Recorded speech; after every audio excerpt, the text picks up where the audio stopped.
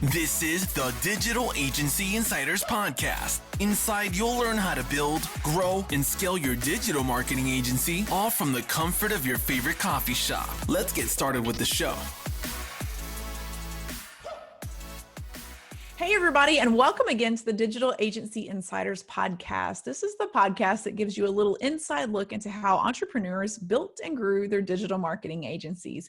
I am Tabitha Thomas, your host, and if this is your first time listening to the podcast, can I just go encourage you to hit that subscribe button as we release new episodes each and every Tuesday.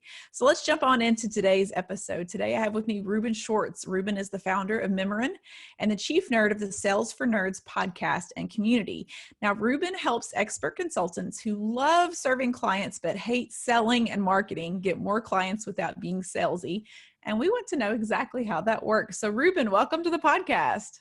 Great to be here, Tabitha. Thanks for having me. Super excited to have you. So before we dive into Mimirin and Sales for Nerds, let's back way up to your time with Trilogy Software. You did a little bit of everything in regards to their pricing tech. Can you give us a brief rundown of your time there and maybe some things you learned before going into business for yourself? Sure. Gosh, that was such a long time ago now, but I remember coming down. I never thought I would set foot in Texas if I didn't fly down for the interview one weekend. And I thought So where are you originally from? I grew up in Massachusetts. I was going to school in New Jersey. And I remember, when you're in college, the idea of getting on a plane and staying in a hotel for a weekend sounds really amazing. And in fact, it sounds amazing right now because we're not allowed to go anywhere. Exactly. But, after a while, I was like, why did that seem so appealing? But at the time, it seemed really appealing. I remember thinking, I will never visit Texas. I should do it while someone else is paying for it. And I got here, I was like, oh, Austin's pretty cool. This company's really cool. I like the people. I have no idea what they do, something for big businesses that I don't understand at all, but let me go check it out. And I started as a developer, and I was writing code that would process billions of dollars of transactions for these giant companies. And I didn't really care about why they were doing it. I just wanted to make the code run faster and do what it was supposed to do. And I would get these weird requests from the people who actually deployed this to the customers. And I was like, oh, that's kind of interesting. I wonder why they want that. That sounds really weird. And over time, I realized that the interesting stuff was not actually the code. It was actually the people and the organizations and trying to fit all these different components together. And so I was a little bit burnt out after 4 years of this. And I thought, now that I kind of understand a little bit of the business side of things and the technology, instead of going in, because what would often happen with us is McKinsey or somebody would deliver a report and that would turn into an RFP. And then we would come in and do a bake-off in 3 years, and 2 reorgs later, we had done some things, but it was kind of like everyone had worked really hard, but it wasn't lined up very well. And I thought, if I can actually understand the strategy and the business process and the tools, we don't have to work as hard and spend as much money, but we can get better results because everyone will be in alignment. And I was like, well, I'm going to travel half the time and I'm going to work half the time because I have no obligations and nothing's going on. And it wasn't that I was some business entrepreneurial genius by any means. It was literally me thinking, kind of like how I got to Texas. Here I am 20-some years later. It's like, if I don't do this now, I'll never do this. And so I did it. And of course, the plan was a complete failure because I was usually either working or trying to find work. And I did get to go to some really awesome places, but I wasn't traveling half the year. And so that's kind of how I fell into entrepreneurship, completely accidentally. Yeah. So the desire to travel. So do you consider yourself a Texan now that you've been there for, would you say 27 years now? I think it's 23 years. And I think I am. I have cowboy boots. I don't have a hat. But I'm pretty sure that I officially qualify. You qualify. I like it. And Austin's a great city to end up in if you're going anywhere in Texas. So you went straight from Trilogy to Mimirin. I'm going to screw that up a billion times. So you correct me every time I do it. Mimirin. And you seem to be crushing it there ever since. So what made you want to switch it up? I mean, was it just the desire to travel, or was there something else to it? Well, I was burned out of like the whole .com million miles an hour thing. It didn't sit right with me. Even though I learned how to play that kind of game, I guess, I felt like sometimes we weren't taking care of our customers as well as we should have because we were so focused on our own growth. And in fairness, the customers often weren't taking very good care of us. I just felt like everyone was working hard and going after what they wanted, but they couldn't coordinate with other people that would actually, in a way that would make it easier for them to get what they wanted. Gotcha. And I thought, being young and naive, I thought, well, I've got a better way to do this. And in some cases it worked out, and in some cases it didn't. But I really thought that we could deliver similar gains to people just if we could bring everyone together on the same page. Yeah. And the thing that was funny was the more I did this, the less I became concerned with sort of my coding background and fancy algorithms and AI optimizations and crunching numbers. And the more I realized it was about getting people in the room to agree on stuff. And then the other funny thing was, here I am doing sales and marketing consulting for some of the biggest companies on the planet, and we can't do sales and marketing to save our own. We can't sell our way out of a paper bag, and we're pretty much dependent on referrals. And I tried so many different things, and I took trainings and I read books, and I implemented CRMs, and we sponsored conferences and trade shows, and we kind of did all this stuff and flailed around. And I would kind of go through these cycles of, well, maybe this other thing will work. And oh, no, it didn't. Okay, now I'm going to be upset for a while and just say, forget it, it's all referrals. And then I'm going to go up the roller coaster on the other end and say, no, I got to do something.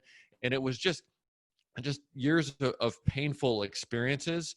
And I realized that so much of how we think of sales and marketing is really not set up for small services firms, especially when the person doing the sales and marketing is also the person doing the delivery. And for a long time, I felt victimized, like, oh, this isn't fair. They've got full-time salespeople. They've got full-time marketing people. They've got big budgets and whatever. They know way more about sales than me because I'm busy taking care of the client. And it took me forever to realize, no, actually, being the person who takes care of the client is a sales superpower. It doesn't have to be a negative. It's hugely positive. And the stuff that I need to learn about sales, which I'm ignorant of, which is important, is much easier to catch up on than the years of expertise actually delivering value to people.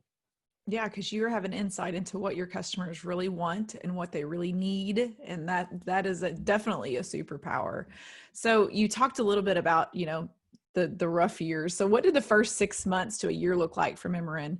What hurdles do you wish you had known about going into it that maybe you want to help people avoid now that you're further along? Well, it's really funny because I did all the stuff wrong. And now I kind of give that pep talk to people. It's like, hey, if you start a new business, everyone that that you care about should know what you're doing. You don't have to pitch them or sell them or do anything. They should just be aware that you started a business that kind of functions in this area. And I didn't do that. And it's amazing to me how many people will start a business. They're making maybe the biggest bet of their life outside of their spouse, and they don't tell anybody. So why do you feel like you didn't tell anybody? What was the reasoning? Or you probably didn't even think in that moment, but what was the reason for not telling anyone? Well, and it wasn't like it was a secret. I just didn't want to be salesy or marketing, and I didn't know how to do that stuff anyway. And I had a hard time. I think the big thing that I realized was I was good at doing the actual client work, which I think is where a lot of us are. And that's why we do what we do, because we want to help the clients. And then we shift into sales mode and marketing mode. And at least for me, it was very awkward. It's like, oh, I'm being inauthentic. I'm going to impersonate a salesperson. I used to have this rack of sales books on this bookshelf back here. And it was really, I realized later, it was because the people who buy these books and who buy the sales training, they're the folks with the 1,000-person sales team. And it is a numbers game for them, right? They're just going to churn through a bunch of reps, and a third of them are going to be great, and 2/3 of them are going to get pushed out in 2 years, and they just keep repeating. And that works at scale. But if you have a solo or a tiny firm, that strategy doesn't work for you numerically, and it doesn't work for you psychologically, right? You have to actually care about what you're doing. And I would go and I would have these great conversations with people. And as soon as I shifted to sales mode in my head, it would all go sideways. And I realized after a while, I'm just not going to sell because I suck at selling. I don't like it. And that's really my own stereotypical view of sort of the Glengarry Glen Ross salesperson. Because I realized later that all the really successful salespeople are actually great. They have all the qualities I admire. They may or may not be technically proficient, but they care a lot about their customer success. But in my head, I was like, selling is about me getting what I want. It's not about helping them get what they want. So why don't I just stop selling and start helping? Mm-hmm. If I was talking to a friend, how would I handle this? Right? I wouldn't push my solution. I would figure out what they really need. And I would actually ask a lot more questions. I'd be a lot nosier than I was being with some of my prospects because I would care so much that they got to the result that they needed. Mm-hmm. And as soon as I did that, I'm not going to say I became a salesperson overnight, but it completely changed the way I interacted with prospects. Yeah. Definitely. So Memorin is a CRM that prides itself on helping people market and sell more without being salesy, like we just discussed. So how Right. does that work? Can you walk me through your actual process? Sure. And the CRM didn't come till much later. And it wasn't even supposed to be a CRM. It was just a way for me to automate proposals because I hated not knowing if people had read my proposals. Mm. And they're calling and leaving the voicemail like, hey, just wondering if you have any questions. And then you feel like that annoying salesperson. Yes, exactly. And then you don't know, is this project going to start when they said it was going to start? Do I need to keep that time on my calendar for that project? Do I need to have people ready to be there? Or is it, who knows what's going right? So I realized as a technical person, if I put this thing in the cloud, I could at least know when people are reading it. Mm-hmm. And that actually worked great. I still remember the first time I sent a proposal through my system. I wasn't thinking of it as a tool to sell to somebody else. It was just a way to keep me sane. And then I was like, oh gosh, maybe some other people would like this. Yeah. And then they started asking, hey, this is great. Now that the end of my sales process is automated, what can we do at the front of the sales funnel to get more leads in? And I never thought I would do anything with that. I was just like the techie person talking to a bunch of consultants who maybe weren't techie. So I was like, well, let me go do some research for you. And I realized that kind of like the sales books, the lead gen tools were really designed for other sets of people. They're designed for folks who are selling a digital product or something where you can just get an email address, you blast a bunch of emails at them, and eventually they click add to cart. Or they're designed for a big sales team that's calling people, 100, 200 people a day, and it's a numbers game. But what if you're a small services firm? You don't need that many leads. You can't even handle that many clients at once, but each one is potentially really valuable. Mm-hmm. And you need to have a conversation with them to go anywhere. Mm-hmm. And I was like, well, wait a second. I have this way to create content, to share it online, to notify you when someone's reading it. What if instead of just using this for proposals and contracts and whatever, we could also create lead magnets with this? And I was like, oh, that seems pretty good. And then people said, hey, this is great. You know what? I can get my leads off my site. Never got them before. Now I actually get leads, and I can drop them in my CRM. And when it's time, I can process them and send them a proposal. But gosh, I hate my CRM. Can you make Memorin do the CRM stuff? And I said, no, the world doesn't need another CRM. That would be crazy. Why would I do that? Right? Why would I inflict that on myself and on you? And then, I started realizing that as usual, my customers are right. And a lot of the CRMs, they're not built for people like us either. Mm-hmm. They're built for people doing a bunch of marketing automation, or they're built for big sales teams. They are not built for the solo or the small firm where the person selling is also doing the delivery, where you don't have all day to make calls. But gosh, you'd really like to stay connected to your network. Mm-hmm. You'd really like to get leads and so on. You'd like to be able to track your referrals. And I remember talking to somebody who was using Salesforce, which is an amazing tool for the right class of company, but it's like trying to fly the space shuttle if you're a tiny firm, and it doesn't do things like, hey, let me see who's referred me how much business. Like you can make it do that if you've got someone to program it, but it doesn't just do that for you. Or who should I call next? Let me call them, right? Like these are the things that occupied me as somebody who has to do the selling / helping, but also the delivery, right? I'm not there running a a 100-person or 1,000-person sales team. So I was like, okay, you're right. There's a better way to do this for this tribe of people. Let's make it a CRM for, and I call it the CRM for people who hate selling, because that's me and that's my tribe. So that's probably a little bit more long-winded than you wanted, but the idea is, let's make it really simple to keep track of the stuff that we need to do. Like, who do I call now? Instead of staring at a list of the 500 people that I know I should be calling, here's the one person that you should call. You call them, you enter your notes, you hit save, and it takes you to the next one. And I went from struggling to make a handful of calls a day to I can make 10 or 20 calls. And I'm like, oh my gosh, it's lunchtime. I completely missed it.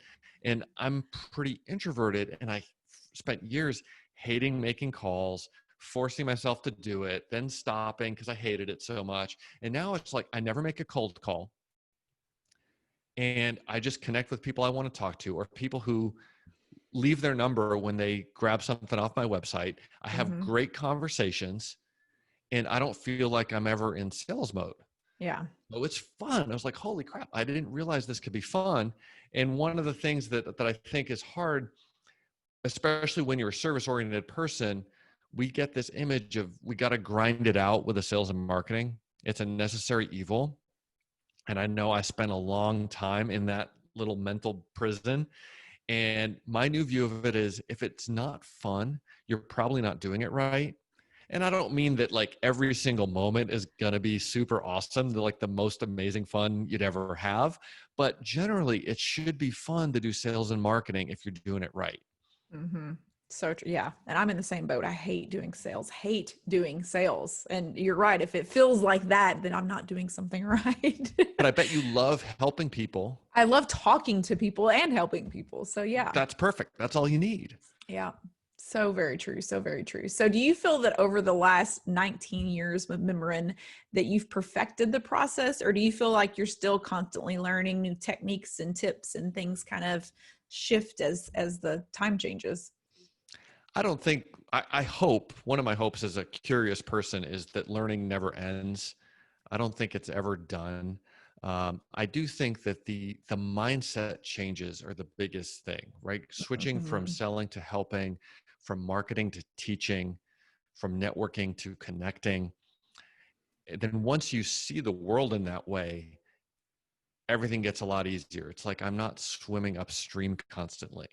I'm not ending my day when I do my business development time with like my tension in I used to just be tense. I could feel it in my back, right? Like I hated doing this stuff. And now I'm like, this is fun. It's just part of my day. I actually get energy from it, which is really weird as an introvert. Well, I have to say that somebody that does code and the back end of things, and the fact that you're doing the front end of things as well, is so different, because you don't see a lot of people that, code things that actually communicate well with people. So let me just commend you on that, because I've worked with both ends of things, and I always said that I speak geek because I could speak to the geeks and then translate that to human talk. So the fact that you do both is something to be commended for sure. Well, thank you. And it's nice because I'm somebody who, like, not only am I selling this, I'm user number one. Mm-hmm. So a lot of it was built to scratch my own itch, or when I'm talking to other people, right, we'll be saying, hey, how should this screen work? I'm frustrated that this button is confusing or whatever. And I'm like, yeah, you're so right. And then I can just go fix it. Yeah. And so there's a really tight loop on what happens and sort of polishing things to try to make it as easy as possible. Yeah. It also is like, I would get bored, I think, if I was sitting behind my desk all day, never talking to people. But then if I was just talking to people and I could never like actually change anything, that would be frustrating too. And I get to do both. So I'm pretty lucky. That's a good balance for both. So what would you say has been the biggest challenge you faced on your path to becoming a successful entrepreneur? Well, and successful is a matter of perception, I think. Mm-hmm. And I think we tend to think of it in terms of, are you Elon Musk or Steve Jobs or Jeff Bezos or something like that. Or a dollar sign behind it. Yeah. Right. Dollar sign, and it's sort of like some kind of prestige and power and whatever. And I don't think there's anything wrong with that journey, but for most of us who are building smaller services firms, that's not the path that we're on. Mm-hmm. And I think getting to wake up every day and do something that's meaningful for people is pretty awesome. My wife's a doctor, so she does much more meaningful stuff than I do. But especially right now, right? Yeah. But I like that I get to go help people, and some of those things that I struggled with, that I can now kind of unlock people from that little box we put around our own heads. Like, that's pretty cool. Yes. So I think, sorry, I didn't even answer your question, but what was the biggest challenge? That was the challenge is always enough time. Like, Yeah. Is there enough time in the day? And that is the downside to wearing a lot of hats and sort of having your hands in everything is, you've got to ruthlessly prioritize your time, especially with COVID, and my kids aren't in school, and we got a Corona puppy. So I spent like the first month, I didn't sleep properly. Right. And then, you're sort of counting on having your routine to keep everything going. And, you don't necessarily have as much, it's been a challenge. I won't kid anybody. Time is always time. Yeah, time, definitely time. So let's talk about the podcast a little bit. What made you want to actually create and start a podcast besides just the love of talking to people? Well, and I don't think I even had that love when I started the podcast. That was part of what helped me. The podcast and then some stuff I built into the CRM really changed the way I interact with people. Okay. Tell me a little bit about that. Well, I'm an introvert. And so being a technologically minded introvert, it was easy for me to use technology to avoid talking to people. And I was like, this is great. Mm-hmm. I don't have to talk to people. I can send them an email or whatever. And I realized later that I actually really like talking to people. I like having conversations. I just kind of want to have it on my terms. I like one-on-one conversations. I don't like going to giant conferences. I like being able to actually learn something and connect with the other person.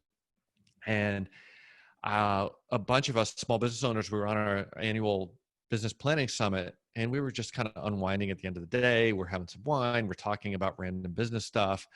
And somebody, I don't know if it was me or somebody else, or we just sort of bubbled up from the conversation. If we were a bunch of millennials, we would monetize this as a YouTube channel, right? Like bunch of jerks drink wine and talk about business. Yeah. It's too bad we're not millennials, and because we're not clever enough to do that. And at the same time, I realized I was getting a lot of questions from people like, hey, can I take you to coffee and pick your brain about whatever?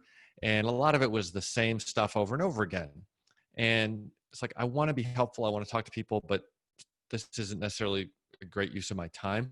I should just write a book that kind of answers all these questions. Be like, here's the book, go to town.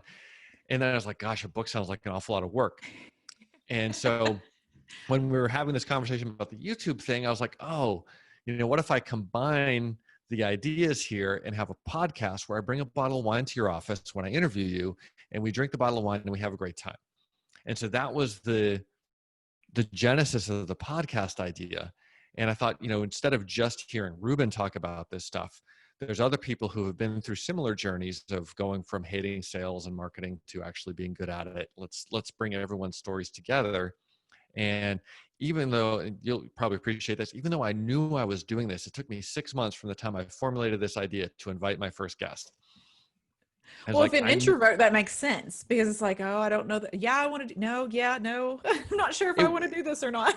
Well, and it was that perfectionism, right? Like, I'm not ready yet. I don't have the right audio recording equipment. I don't have whatever, right? Yeah. And finally I was like, this is just embarrassing. It's like, it's been 6 months. Let me just do this. And so I sent this long email to Jason Cohen, the founder of WP Engine here in Austin, who's got a brilliant blog at a Smart Bear. If you're interested in sort of consulting blogs, it's a great one for your listeners. And I'm a customer of WP Engine, and I was like, I'm a customer, and blah, blah, blah. Had this concept of, I bring a bottle of wine and we talk about, blah, would love to get your story, love like hearing you speak, big fan of what you're doing at WP Engine, all this stuff, right? Like, It's like anybody tells me they're bringing me a bottle of wine, I'm going to say yes.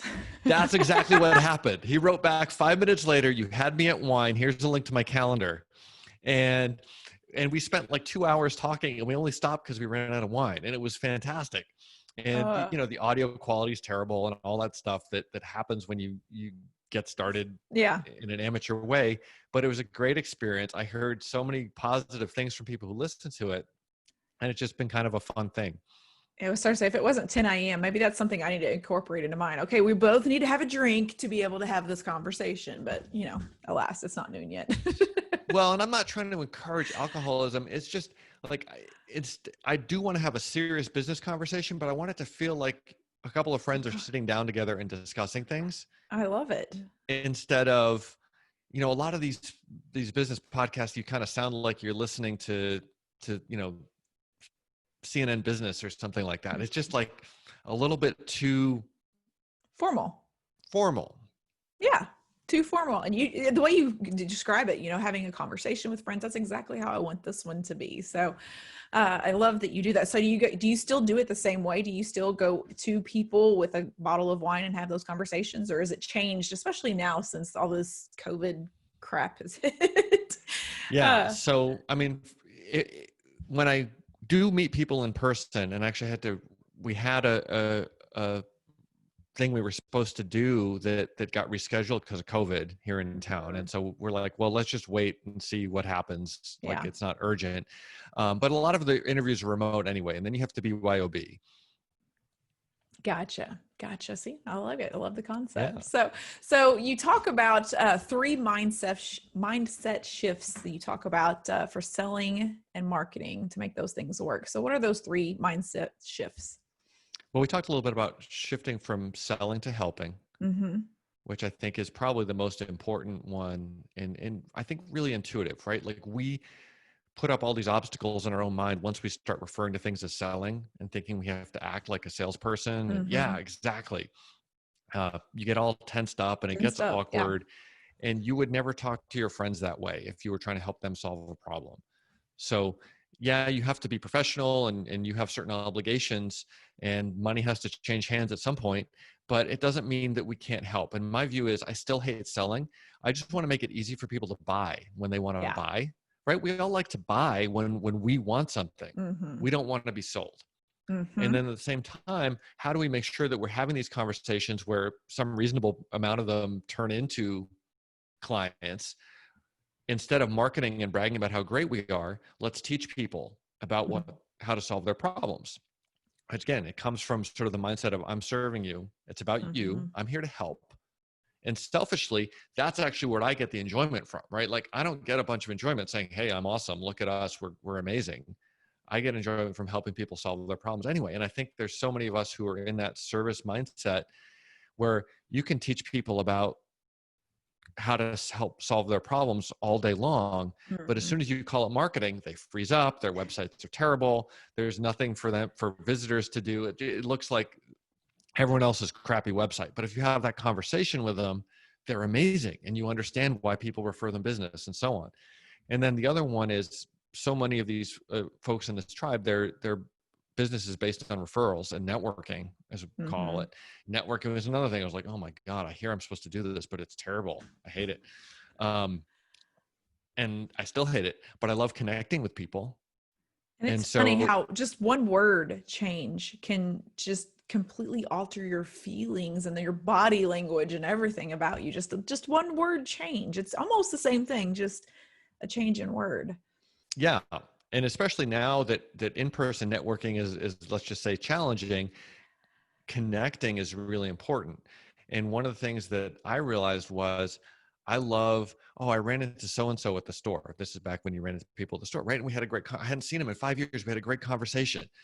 Or, somebody called me out of the blue because they had read something or whatever. And we had it was like, I realized that so many of us we don't have enough time in the day, and it's really hard to maintain those non-urgent relationships. But that's really where a lot of business comes from. It's where a lot of sort of great psychological energy comes from. And I think so many of us are running at 100 miles an hour constantly that we don't spend the time, we don't feel we have the time to maintain those relationships and strengthen them. And that Mm-hmm. was kind of the genesis actually of me saying, okay, we need a CRM because those things are important. Yeah. And we should be using technology not to avoid conversations, but to facilitate them. So true. So true. So what you talked a little minute ago, just how much you love helping people. So what has been your favorite or most successful story throughout your career so far, as far as helping someone else through their struggles? I don't know. That It's sounds like awfully like tooting saying, my horn. or trying to choose your favorite child. That's what it feels like. Right. But one thing that I always remember is I have a longtime client, one of the first people to use what's now the CRM. Mm-hmm. Um, and she does great work for her clients. She's built a great team, all the usual stuff. But I felt like a lot of us, she was undervaluing what she did. And so from my background in pricing, I was like, hey, you need to raise your prices. And went through this whole conversation about how, she told me what she did and what it would, and I was like, that doesn't translate into what you're putting in your proposals, right? It needs to be Mm-hmm. higher.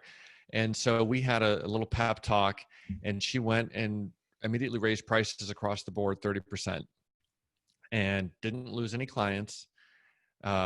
Everything was great. I'm not saying she didn't switch billing on existing projects, of Yeah. course, Yeah. but Yeah. Yeah. just everything that went out from that point Forward. forward Yeah. was higher. And then she called me a couple months later and said, hey, I want to thank you for my new deck.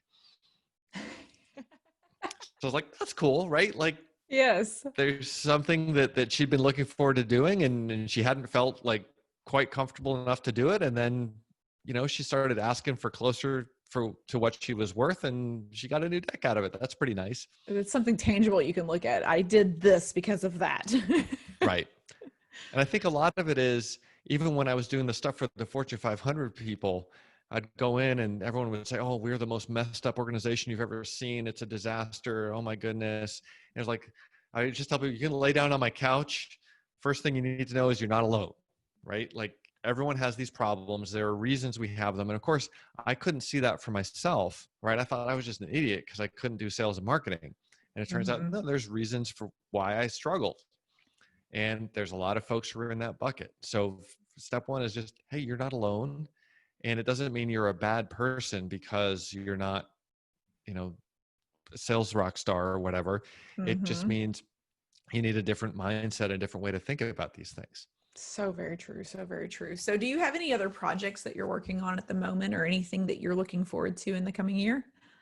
Well, it all kind of ties around my main mission of, how do I prevent people from having to learn stuff the hard way like I did, right? Mm-hmm. There's a much easier way to do this. And so from the CRM to the podcast, it's all about how do we make it easy for folks. And what I've been doing recently with COVID is doing virtual boot camps, for sales and marketing boot camps for people.